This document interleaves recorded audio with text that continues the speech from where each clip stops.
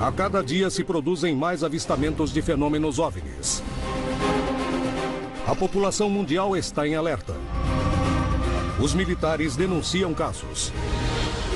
Devido à possibilidade de que exista vida em outros planetas, podemos dizer que eles nos visitam?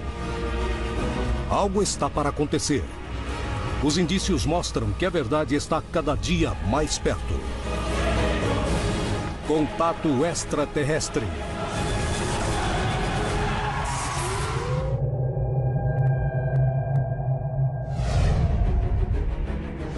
Entre as histórias de OVNIs existem algumas que surpreendem e assustam mais do que outras. Especialmente quando as testemunhas descrevem a presença de seres estranhos ao redor de incidentes. México, 1996. O país inteiro fica aterrorizado com a aparição de rumores sobre um estranho ser, o chupa-cabras. Peruíbe, São Paulo, Brasil, 2008. Em um abrigo de animais acontecem 3 estranhas mortes de cães. A dona do lugar monta uma vigília e vê algo totalmente desconhecido. Peru, 2007. Um grupo de homens faz vigília em um lugar deserto, quando descobrem seres estranhos. Colón, Entre Rios, Argentina. Em uma zona impenetrável, os investigadores tentarão achar uma resposta para a aparição de animais mutilados. É hora de descobrir o que se esconde por trás das histórias de OVNIs e seres. Na minha opinião, a maioria das mitologias e lendas são baseadas em visitas físicas de extraterrestres. De norte a sul, de leste a oeste e em várias outras regiões da América do Sul, principalmente essa parte do mundo, em muitas ocasiões, naves extraterrestres, sondas ufológicas e seres extraterrestres que saem das naves, seus tripulantes, são confundidos com seres divinos ou míticos, dando origem a lendas. As histórias se repetem através do mundo e do tempo. Existe um padrão comum? O que se esconde por trás desses relatos? As mitologias e lendas são baseadas em fatos verdadeiros que perderam o verdadeiro significado ou a origem. Temos lendas, todas elas remetendo ao fenômeno UFO. Porque se alguém de uma região rural, um fazendeiro, pessoas isoladas da sociedade ou afastadas da sociedade, se veem um objeto voador, um disco voador, não vão chamar aquilo de disco voador, mas vão dar aquilo um nome mais compatível com a sua cultura, com a sua religiosidade, com o seu grau de interação com os progressos do planeta. As histórias de avistamentos de estranhos seres são mais fascinantes para os estudiosos do fenômeno OVNI. Isso nos permite descobrir se realmente estamos sendo visitados ou se a necessidade do homem em acreditar provoca tudo isso. É hora de ir buscar respostas. Na manhã de 2 de setembro de 2008, surgiram terríveis notícias na região de Peruíbe, São Paulo, Brasil. Em um abrigo para animais de rua, aconteceu um ataque que deixou os animais mutilados de uma maneira tão estranha que os donos do lugar não conseguiram identificar o que ou quem os atacou. Foi usada uma tecnologia muito sofisticada para se fazer no animal ali no meio de uma mata, ali em uma região de difícil acesso ao local. E o gozado, pelo que eu vi, assim, o estranho, na realidade, é que os ferimentos não eram dilacerantes. Quando o animal morde, o predador, ele morde, ele destrói o tecido. Nesse caso, não havia essa destruição. Eram cortes realmente precisos, essas coisas todas. E a morte, como ocorreu a morte desses cachorros, eu fotografei tudo, muito estranho. Qual o motivo desses estranhos ataques? Existe algum tipo de explicação? Os cadáveres dos cães seriam uma peça fundamental para poder explicar o que havia acontecido naquela estranha noite? Um dos caseiros ligou para mim, 6h30 da manhã, dizendo que tinha 3 animais mortos e um gravemente ferido. O ataque tinha acontecido em um lugar onde havia quase 200 cães. O barulho não acordou os donos? À noite eles não latiram nada. Eles latiram até 1h da manhã, depois pararam de latir. Os caseiros que moravam aqui perto não escutaram nada, ninguém ouviu nada. Quando eu vi os animais, eu percebi o seguinte: todos os animais estavam quietos e assustados. Um tinha se escondido, o outro estava escondido em outro lugar, longe da onde eles estão acostumados a ficar abrigados, né? Os 3 proximamente mortos com o mesmo ferimento e na mesma posição que eles estavam no chão, assim. Para a surpresa de todos, os animais atacados apresentavam uma série de feridas que eram totalmente diferentes do que qualquer um dos envolvidos conhecia. O ferimento era no pescoço, né? Então era assim, a ferida aberta, assim, o tecido, né? A pele, e no meio da pele o furo, certinho, né? Esgaçado. O mesmo ferimento igual do pescoço era nas virilhas, de todos os animais, que tem as fotos que mostram, né? Um dos animais atacados estava vivo, apesar de gravemente ferido. Charlana Machado chamou a veterinária da região para que tentasse salvá-lo.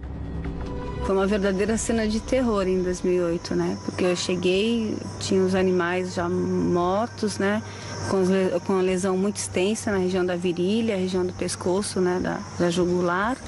E assim, a lesão era muito extensa e com assim, uma profundidade muito grande, né? Também bem profundo o corte. Pensei no começo numa onça parda, né? Ou num cateto, numa queixada, né? Ilza Xavier avisou as autoridades ambientais, acreditando que se tratava do ataque de um animal selvagem que tinha que ser capturado antes que causasse mais danos. Mas recebeu uma resposta surpreendente. Só que depois o pessoal da Polícia Ambiental veio a nos dizer que não tinha relato de nenhuma onça parda por aqui, né? E levantando as investigações, eles fizeram todo o inquérito e atestaram que não tinha sido feito por nenhum outro bicho, outro animal ou alguma pessoa ferido a alguma arma branca, alguma coisa assim. E aí nós mandamos também para os professores, né, da faculdade, e eles falaram que também não identificaram a lesão. Xavier e Machado lembraram das denúncias de avistamentos de OVNIs que aconteceram dias antes e começaram a suspeitar que algo mais estivesse acontecendo, e entraram em contato com uma equipe de pesquisadores de fenômenos OVNIs. No final dos anos 2000, da década de 2000 a 2010, entre os anos 2008, 2009 e 2010, tivemos muitos casos ali ocorrendo na região, de pousos de naves e também de mutilações de animais. Nós que moramos aqui na região, nós sempre ouvimos, né, relatos de moradores, trabalhador rural, e tinha acontecido isso no bairro próximo. Os próprios vizinhos decidiram se organizar para tentar achar uma resposta para tudo o que tinha acontecido naquela noite. Então, depois que aconteceu esses negócios com os cães, nós decidimos o quê? Vamos começar a montar uma vigília para ver se ou nós pegamos um animal ou uma pessoa que fez isso, um caçador, alguma coisa, não sei, ou vamos ver alguma coisa. E começamos a montar a vigília. Ao realizar a vigília, encontraram uma coisa que nunca imaginaram. O que existia naquela região? Era um animal?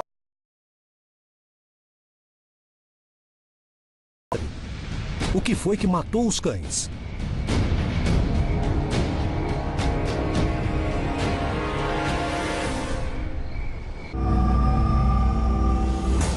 Na América Latina, ocorrem denúncias de avistamentos de fenômenos OVNIs quase diariamente. Não são poucas as ocasiões em que testemunhas denunciam ter visto seres estranhos que parecem não pertencer a nenhuma espécie conhecida. O que se esconde atrás dessas histórias? São verdade ou é a imaginação das pessoas? É hora de conhecer a verdade por trás desses casos. Esses avistamentos acontecem constantemente. Tem dezenas de pessoas que testemunharam esses fenômenos.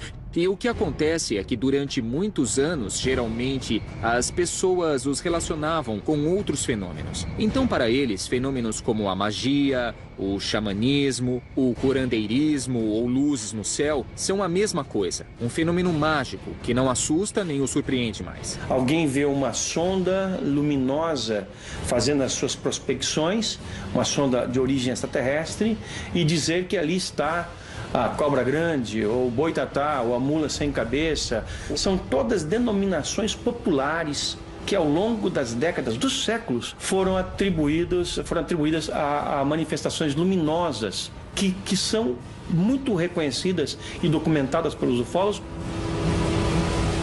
Em todo o mundo, há textos antigos onde os nossos ancestrais descrevem, por exemplo, objetos que descem do céu ou escadas que são baixadas de, abre aspas, ovos cósmicos. E é claro, e dessas escadas, desses objetos, os ovos cósmicos, aparecem estes seres mitológicos. Olha que interessante, vem de cima. Antigamente as culturas pré-colombianas já falavam dos seres que vinham da montanha. A mitologia grega fala do Olimpo e dos deuses que existem nele, quer dizer, religiões mais tradicionais também já falavam de anjos, anjos que apareciam na Terra. Os extraterrestres também cumprem esse requisito, vieram de cima, vieram do espaço. E de uma maneira ou de outra acabam se relacionando com o nosso emocional. Para não nos sentirmos sozinhos, há uma necessidade de consolo com essa crença. E também há aqueles que, segundo os nossos ancestrais, passaram seus conhecimentos para poder alavancar a nossa civilização. Assim, então, nossos ancestrais receberam a ajuda direta por, digamos, extraterrestres de carne e osso. Alguns extraterrestres que têm uma estrutura bastante típica, uma estrutura antropomórfica que se assemelha muito com esse ideal de extraterrestres que aparece muito nos filmes de ficção científica. O extraterrestre, politicamente correto, como nós idealizamos, é o famoso cinza. Aquele homenzinho cabeçudo de 1,40 m, olhos redondos, corpo raquítico, que costuma sequestrar as pessoas com uma intenção reprodutiva. Esse é o extraterrestre idealizado pelos meios de comunicação, através de Hollywood, e tudo com essa imagem negativa de que ele vai atacar e que vai invadir. Tenham muito cuidado com os extraterrestres, podem nos atacar. Independente das interpretações mitológicas sobre Peruíbe, os cães foram encontrados mutilados e ninguém sabia quem ou o que era o responsável. Na manhã de 2 de setembro de 2008, 4 cães de um abrigo para animais de rua foram mutilados e mortos. As lesões consistiam em cortes precisos, sem vestígio nenhum de sangue. Os cães apresentavam cortes nas virilhas e, através deles, os órgãos reprodutivos foram retirados. A dona e a veterinária do local chamaram as autoridades ambientais e os docentes das faculdades locais para que analisassem os corpos e aquela região. As duas pesquisas confirmaram que não se tratava de um ataque animal, nem de cortes causados por uma pessoa. Intrigadas por descobrir a verdade, decidiram fazer uma vigília para tentar descobrir o que havia causado semelhante mutilação. Estava tendo muito aparecimento na região. Vai ser uma coisa de ufológica, só pode ser. Entendeu? Um alienígena, alguma coisa assim. Apesar do medo de serem atacados, queriam saber o que tinha acontecido com os cães. E disseram, tem sim uma grande possibilidade de ter sido alguma espécime alienígena, né? Então a gente falou, vamos montar uma vigília para ver se a gente consegue filmar ou ver alguma coisa. Na terceira noite vigiando o lugar, Machado e os caseiros conseguiram encontrar uma explicação. Ela tem atrás do terreno dela uma mata fechada, uma mata ciliar até bem fechada, né? E pelo relato dela, ela vê uma criatura de olhos vermelhos ali. No meio da noite, enquanto realizavam as rondas naquela área, um movimento chamou a atenção deles. Primeiro passou correndo no meio da vigília, umas 11h30, meia-noite. Quando foi às 5 horas, nós vimos o ser lá. O grupo começou a se assustar. Sabiam que o perigo estava próximo. Parecia que algo os rodeava. Os movimentos daquele ser eram muito rápidos, mas com as lanternas eles conseguiram vê-lo. Ele era pequeno, mais ou menos 1,30 m, 1,20 m, entendeu? Cerca do tamanho de uma criança de 6 anos, magro, os pés meio inclinados assim. Como que eu vou dizer o tipo de pé? Eram pés finos, inclinados, né, nessa posição mais ou menos, os joelhos dobrados, andando assim, né? Os pés eram grandes assim, e as mãos ficavam assim, com a pele escura e lisa, cabeça lisa, tudo liso assim, né? E passou devagar, andou uma distância de mais ou menos de uns 15 metros e adentrou a mata de novo.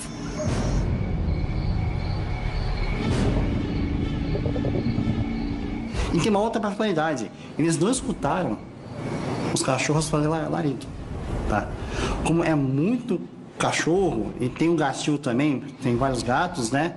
Qualquer coisa estranha que aparecesse ali, os cachorros dão alarme. E numa dessas, ela viu a criatura saltar quase os 13 metros de altura. Eu conheço vários tipos de animais, eu trabalho há muito tempo com animal. E nós ajudamos, inclusive, a Polícia Ambiental a fazer capturas quando eles não conseguem de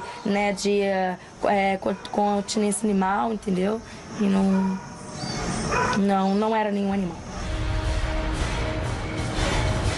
Chalana Machado ficou realmente assustada. Eu falei, não quero mais ver, não quero mais saber disso. Eu não consigo mais ficar aqui nem trabalhar. Entendeu? Porque a gente fica focada, né? E tudo acha que é isso. Então, falei, não quero mais ver, não quero mais. É muito difícil eu vir pra cá à noite. Eu não venho à noite. O incidente em Peruíbe é só uma das inexplicáveis histórias de pessoas que viram seres estranhos. O que realmente atacou os cães? O que as testemunhas viram? Podia se tratar de um animal desconhecido? Podia ter sido um ser de outro planeta? Não existem conclusões definitivas, mas as provas de que algo aconteceu são impressionantes. É hora de continuar investigando o que se esconde por trás desses episódios. Em abril de 2007, Juan Lozano recebeu uma mensagem extrasensorial pedindo que fosse a um lugar. Mas uma surpresa ainda maior o esperava. Ao chegar no local com o grupo de pessoas, seria testemunha da presença de seres estranhos. Seres que poderiam comprovar a veracidade dessa história. É um caso muito interessante. Juan Lozano teve um sonho e nele diziam para ele ir numa lagoa. E nessa lagoa ele encontraria desenhos arqueológicos feitos nas pedras, chamados petróglifos. As mensagens diziam: você tem que ir. Vão encontrar petróglifos, vão encontrar uma série de manifestações inicialmente naturais. O que eles estavam dizendo é que eles deveriam visitar uma lagoa na área. E as Guarijas consistem em mais ou menos 50 lagoas na região, então podia ser qualquer uma delas. Juan Lozano, convencido da mensagem, decidiu organizar uma expedição com um explorador e um grupo de amigos. Eles decidiram ir a uma lagoa, entre aspas, perigosa, devido à sua grande carga energética. Segundo as crenças da região, ela era chamada de Lagoa Negra. Segundo Lozano, na região encontrariam uma série de petroglifos que seriam diferentes de tudo que já foi visto na região. Interessados nesse desafio, decidiram partir.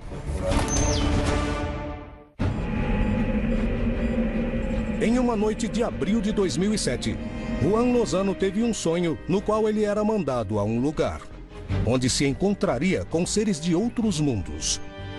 Convencido disso, ele decidiu procurar esse lugar. Quando Juan Lozano reconhece a paisagem que tinha visto nos sonhos, através de um caminho ainda não explorado, encontra uma rocha onde havia alguns petróglifos muito interessantes. Seguindo os sonhos, encontramos o petróglifo. E tudo era verdade. O que eram esses petroglifos? As suas imagens têm algum tipo de explicação? Naquele tempo, os moradores dessa região observavam muito o espaço e representavam as constelações que conseguiam ver nessas pedras.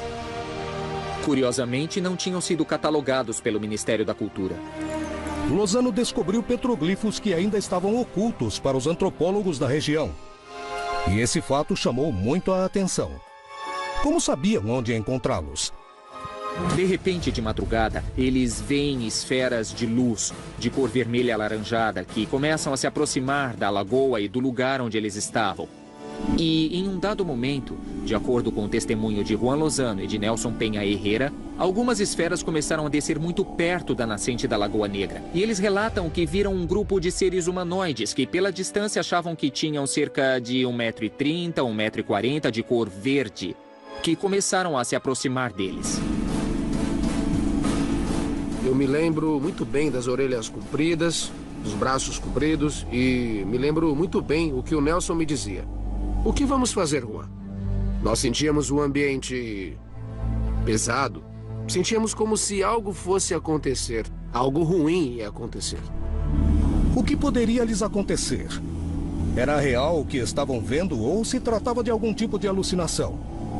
Enquanto presenciavam o fenômeno, algo mais estranho estava a ponto de acontecer. Nisso começou a aparecer uma luz fluorescente que começou a crescer e se transformou entre os morros num objeto. Poderíamos dizer que era uma nave. Eu calculo uns 500 metros de largura, porque era muito, muito grande. E o lugar ficou muito iluminado. Parecia que era umas 6 da manhã e estava amanhecendo. Eles relatam que atrás da Lagoa Negra tudo ficou iluminado e uma luz muito intensa acendeu e foi preenchendo tudo ao redor e viam que à medida que ela ficava muito intensa, essa luz branca forte ia avançando e as outras esferas iam se dissipando. O que o Juan Lozano e seu grupo presenciaram? Realmente eram seres de outros planetas? Eu me sinto tranquilo. O que aconteceu naquela vez parece que foi para me fortalecer, para me ensinar, para me dar força. Não importa se o resto das pessoas não acredita, mas eu vivi aquilo, eu senti, e foi igual para cada um, não é? Existe alguma relação entre os seres que eles viram e o que foi encontrado nos petroglifos? Nessas rochas existe alguma mensagem que ninguém ainda conseguiu decifrar?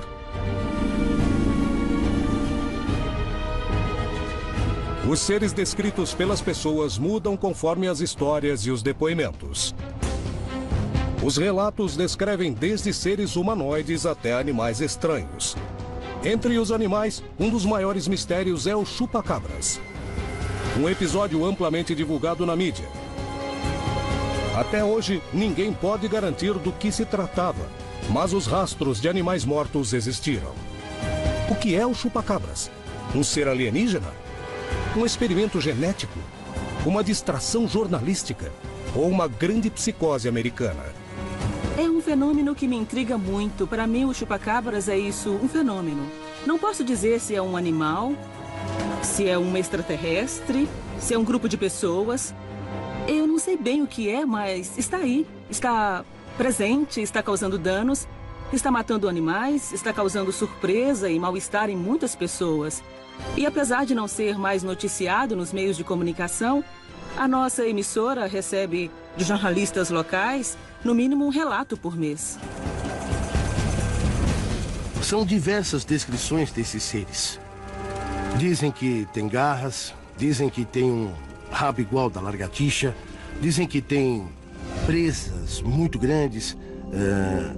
Enfim, há uma mescla incrível de animais, combinações que não se parecem em nada com os animais que conhecemos. Onde e quando nasceu esse fenômeno? As primeiras mutilações aconteceram nos Estados Unidos. Há um padrão de comportamento em relação às mutilações. E os eventos começam em um ponto, depois vão se espalhando e variam de número e local nos Estados Unidos. Começou no México os casos de mutilações e acabaram se espalhando pelos Estados Unidos. Depois acabou se estendendo a 30 estados dos Estados Unidos ao Canadá e depois aos outros países. E foi descendo, chegou até Porto Rico. Em Porto Rico foi batizado de chupa-cabras. Existem teorias que unificam as mutilações dos animais com as do chupa-cabras e outras que as separam. Em alguns casos, os animais aparecem com cortes que parecem ser cirúrgicos. E em outros, têm orifícios por onde parecem ter sido sugados. Em ambos os casos, os animais aparecem mortos e sem uma explicação racional, clara e justificada. Na maioria dos casos, dizem que não ouviram barulho, que não perceberam que os animais eram cuidados por cães, mas nem os cães latiram. É algo que entra, ataca o gado, patos, vacas, ovelhas, cabras, enfim, vários tipos de animais. Pelo que parece, extrai o sangue por 2 buracos feitos no pescoço. Até aí talvez pudéssemos dizer que é algum animal conhecido, mas não é. Porque consegue matar até 35 ovelhas em uma noite. Que animal consegue digerir uma quantidade dessas de sangue em apenas uma noite? Foram analisados os cortes dos animais, cortes precisos que só conseguiriam ter sido feitos utilizando laser. Tecnologia humana conhecida há pouco tempo. Foi extraído todo o sangue, com que propósito não sabemos. E além disso, de alguma maneira, o animal foi levado pelo ar e depois de morto deixado em outro local.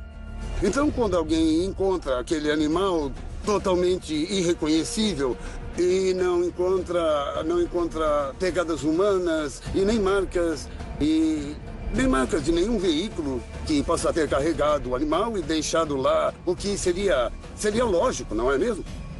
Outro fato que é muito estranho nisso é que, além dos orifícios e o animal sem sangue, em algumas ocasiões os órgãos são extraídos.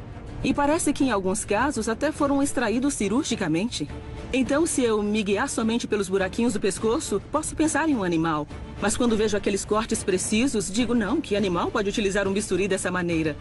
Outra coisa notável desse fenômeno chupa-cabras é que os urubus nunca se aproximam desses cadáveres. Surgiram hipóteses de que poderiam ser seitas satânicas, laboratórios clandestinos, mas quando analisamos os fatos e como os fatos aconteceram e os lugares em que aconteceram, e vemos como os animais foram mutilados, como foram os cortes e que na mesma noite que mutilaram animais em um lugar na Argentina, também mutilaram nos Estados Unidos, na Europa ou em outro lugar no planeta. E que tudo era exatamente igual, os cortes eram iguais, os ferimentos eram iguais. Devemos usar o bom senso e a lógica. Que laboratório conseguiria se articular desse jeito?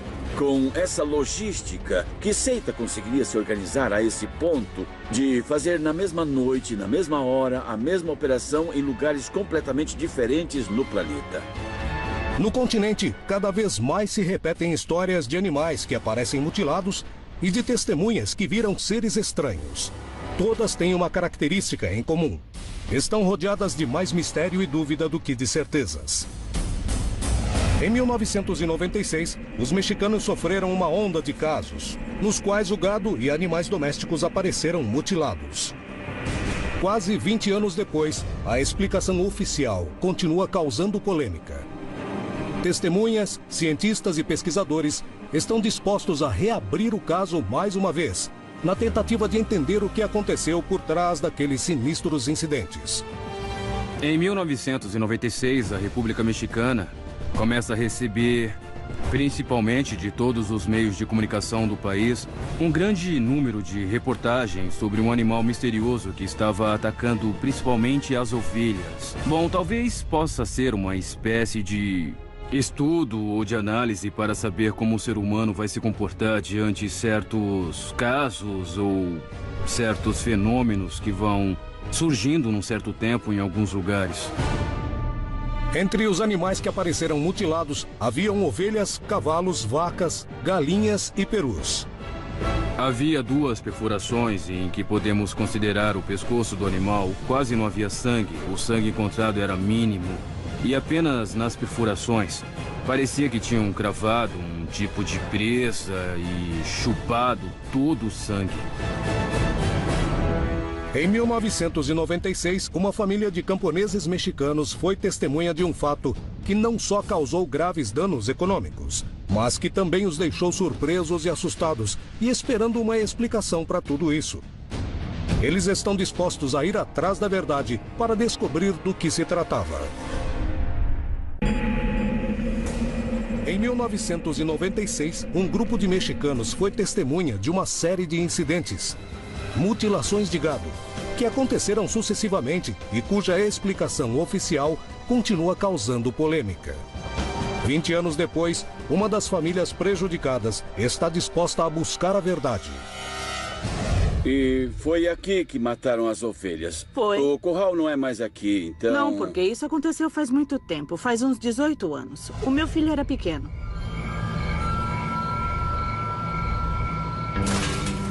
Veio dar comida para eles e quando viu, tomou um susto. Eu fui onde ele estava e ele me disse: mãe, a ovelha está sem olhos. Como a ovelha está sem olhos? E ele disse: não, ela estava jogada sem olhos, sem língua e sem nenhuma gota de sangue. Os cães estavam aqui, mas não.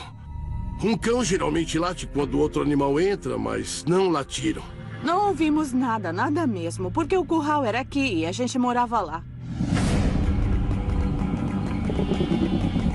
O fato de ninguém ter ouvido barulho durante o ataque à ovelha chamou muito a atenção das pessoas daquele lugar. Isso mostrou que algo mais poderia estar acontecendo. Mas essa não foi a única coisa que chamou a atenção nesse incidente. As testemunhas encontraram algo muito estranho e assustador.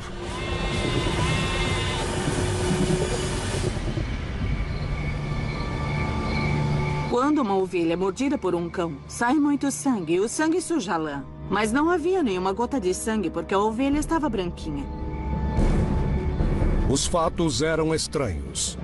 Estava sem os olhos e sem a língua. Nós moramos aqui no campo e conhecemos os animais, como eles atacam e principalmente como os animais ficam. Sim. Quando são comidos. Mas um animal que ataca e come só os olhos, isso nunca tínhamos visto. O que eu quero descobrir é o que esteve aqui. Porque a gente estava lá dentro e essa coisa entrou no curral. Inclusive, eu fiquei 2 noites aqui para tentar ver alguma coisa, mas nada. Amanheceu e tudo normal. Ficamos curiosos para saber que animal matou nossa ovelha. Aconteceu isso com vários animais aqui na região. Algumas pessoas passaram pelas mesmas experiências que eles. Os moradores das regiões fronteiriças denunciaram experiências parecidas e rapidamente a mídia começou a divulgar essas notícias, o que despertou o interesse das autoridades e da comunidade científica. O que estava acontecendo naquela região? Por que surgiram tantas denúncias de animais mutilados? Poderiam ter sido predadores locais ou se tratava de outra coisa? Esse padrão se repetiu por toda a República Mexicana. Os meios de comunicação noticiaram aos 4 ventos quantas cabeças, quantas ovelhas tinham morrido na noite anterior. Mas os cientistas jamais concordaram com a ideia de que se tratava de um ser estranho. Para eles, as regiões onde os ataques tinham acontecido eram determinantes, já que esse foi justamente o que causou desconfiança nos investigadores OVNIs. As mutilações tinham acontecido na cidade de Vitória, na cidade de Obregón, em Sonora, em Sinaloa, no estado do México e Chiapas. Calculando as distâncias, que são um pouco mais de 3.000 quilômetros, se o animal apenas voasse, seria necessário uma velocidade de mais ou menos 200 quilômetros por hora para percorrer tudo isso.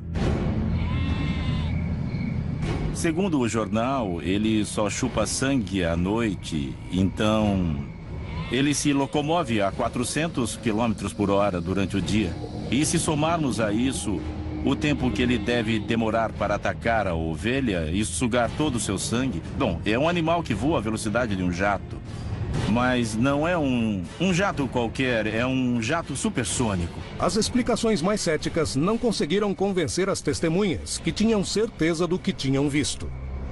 Disseram que era um animal com uma tromba muito comprida, com asas, com um rabo gigante. Os relatos das testemunhas coincidiam nas descrições. Se tratava de um engano? Estavam diante da presença de um animal já identificado, mas incomum para a região? Ou realmente era algo desconhecido?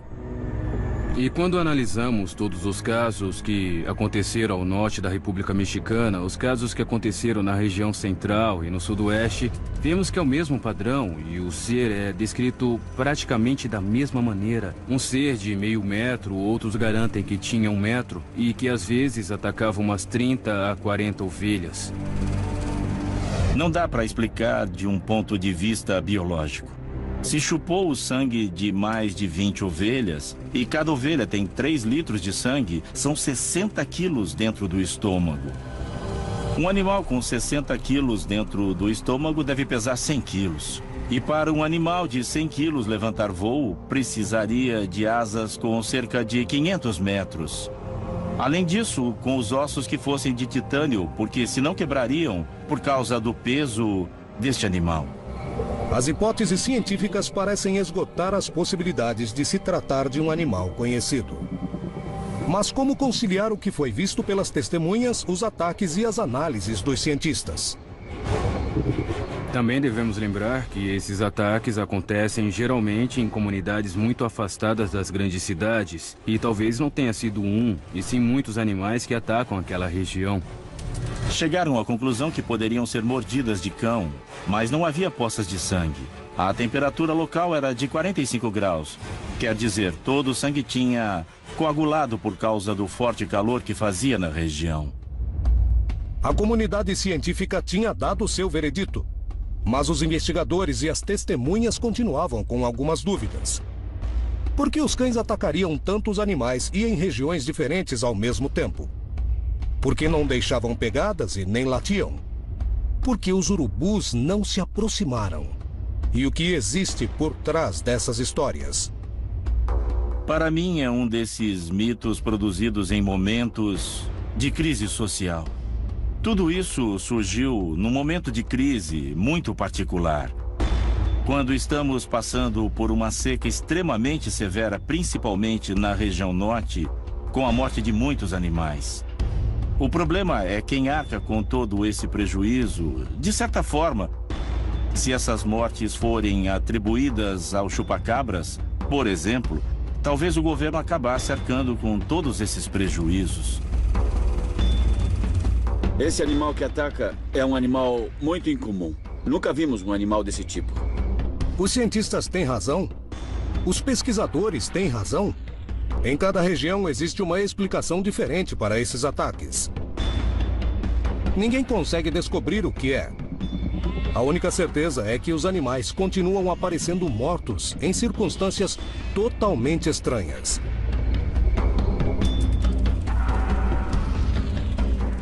Em Colón, Entre Ríos, Argentina, uma cidade inteira começou a ser testemunha de estranhos avistamentos de fenômenos OVNI. Isso despertou curiosidade de um grupo de pesquisadores que decidiram viajar para a região para procurar respostas. Em pouco tempo descobriram que o que estava acontecendo ia muito além do que eles imaginavam. Havia um local próximo à cidade de Colón, onde as denúncias eram mais frequentes. Então, nós decidimos fazer uma análise prévia da situação para saber se podíamos fazer uma pesquisa de campo mais aprofundada. E quando estávamos chegando, encontramos uma vaca mutilada com pegadas estranhas, ou seja, antes de começarmos a investigação, já estávamos encontrando evidências. Interessados em descobrir o que acontecia no local, os pesquisadores decidiram realizar uma vigília, na tentativa de achar o responsável por todas as mutilações denunciadas até então. Nos encontramos em Colón, na província de Entre os Rios, para investigar um caso que há meses estamos pesquisando. Na primeira viagem, encontramos uma vaca mutilada, que foi a nossa primeira experiência. Depois achamos pegadas, tiramos fotos dessas pegadas porque elas eram muito profundas, bem diferentes à de uma vaca, porque são de um bípede, não são pegadas de vaca, nem de nenhum animal conhecido. E encontramos outras pegadas sobre areia, onde estão as mesmas pegadas deformadas, com uma linha no meio, como se esse ser, animal ou o que for, tivesse um rabo ou algo que arrasta. Tudo isso está sendo analisado. Ainda faltam muitos detalhes e temos que tentar tirar uma foto dele ou uma gravação do ser ou o que está rondando essa região. O que aparentemente suponhamos que seja o responsável pelas mutilações dos animais. Imediatamente depois de encontrar essas estranhas pegadas, guiados pela certeza de que as marcas encontradas não eram de nenhum animal conhecido, os pesquisadores decidiram ir até a montanha da região. Quando fizemos a pesquisa de campo, passamos uma noite inteira na região, acampando com o grupo. E, olha, eu vou ser sincero, aconteceram várias coisas estranhas. Nos registros em vídeo e também nas fotografias. Encontramos coisas muito interessantes. Registramos um vulto, ou um ser, ou algo realmente estranho. Bem, parecia ser um ser que estava curioso, como se estivesse nos olhando. As câmeras digitais têm uma particularidade. Registram a frequência de luz que nós não vemos. E assim podemos vê-las. Bem, essa câmera tirou fotos. Quando apareceu algo estranho, um possível ser totalmente diferente. E depois, quando fomos verificar o lugar, não havia nada. Não havia plantas, não havia pedras, não havia nada. Ou seja, tinha alguma coisa parada lá, observando a gente. Depois de instalar as câmeras e os sensores na montanha, os pesquisadores começaram a explorar o local, sem saber se seriam capazes ou não de encontrar alguma evidência que explicasse o que estava acontecendo.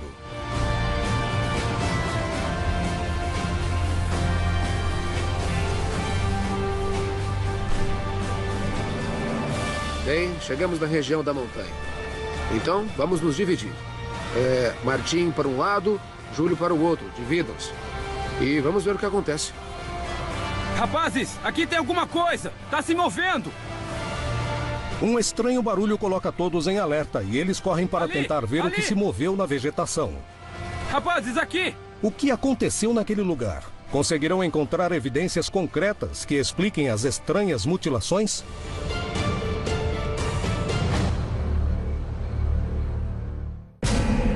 Desde o ano 2000, a região de Colón, Entre Ríos, Argentina, tem sido um lugar onde acontecem frequentes denúncias de avistamentos e fenômenos OVNI. Atraídos por essas histórias, um grupo de pesquisadores se dirigiu ao lugar, onde encontraram animais mutilados. Depois de analisá-los, encontraram indícios de que algo estranho estava acontecendo e que os ataques não podiam ser explicados pela ação de algum animal daquele local. Dispostos a encontrar evidências irrefutáveis, os pesquisadores voltaram para a região, utilizando câmeras e sensores para tentar descobrir o que realmente aconteceu. No meio da vigília, identificam alguma coisa entre os arbustos e correm até o local. Tem alguma coisa ali! Alguma coisa se mexendo! Ali, venha, venha!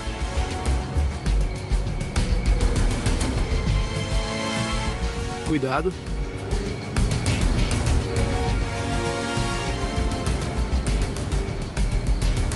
Deve ter sido um animal, Martin.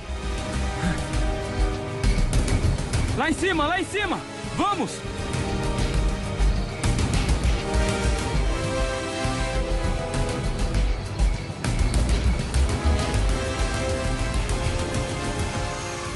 Apesar de não conseguirem ver o que se movia nos arbustos, os pesquisadores estabeleceram algumas hipóteses sobre o que estaria acontecendo.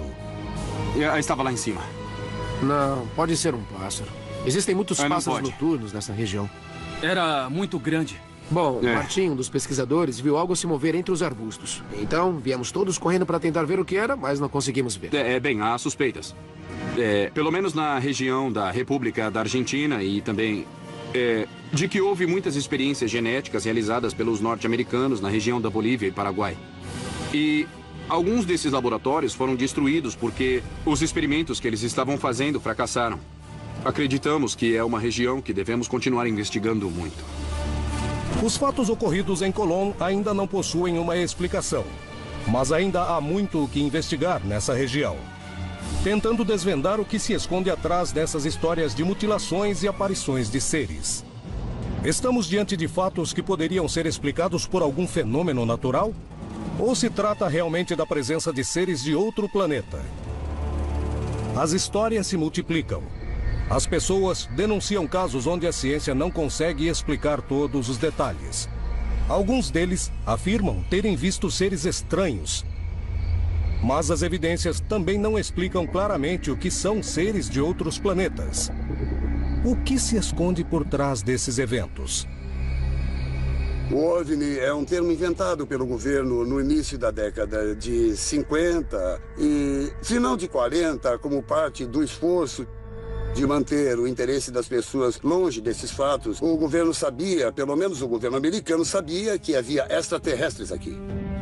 Não temos que dar importância ao sensacionalismo e aos pré-julgamentos sobre esse fenômeno. Eles contaminaram tudo, a ponto de que o fenômeno em si, que insisto, é um fenômeno a ser analisado, já esteja associado aos contatos com abduções com extraterrestres da antiguidade. É uma série de condições que tem mais a ver com a ficção científica do que com a investigação sobre o fenômeno OVNI.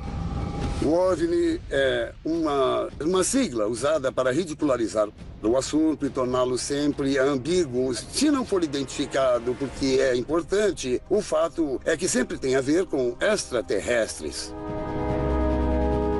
Acho que se nós tivéssemos tecnologia suficiente para saber quem está pilotando os OVNIs, ainda assim não saberíamos exatamente de onde eles vêm. Acho que não há certeza de quem são essas criaturas que aparecem em naves e nos visitam de vez em quando. No mundo todo, há mitologias e lendas que são bem peculiares em sua natureza, porque descrevem coisas que parece que teve origem no reino animal. No entanto, quando se olha mais de perto, esses animais foram descritos primeiramente como animais. Porém, eles têm um tipo de poderes mágicos. Ou então são capazes de coisas que animais comuns, obviamente, não são. O fenômeno OVNI é real. As pessoas veem coisas, tiveram experiências. E esta é a realidade do fenômeno OVNI. Ele é real, nós só não sabemos o que ele é.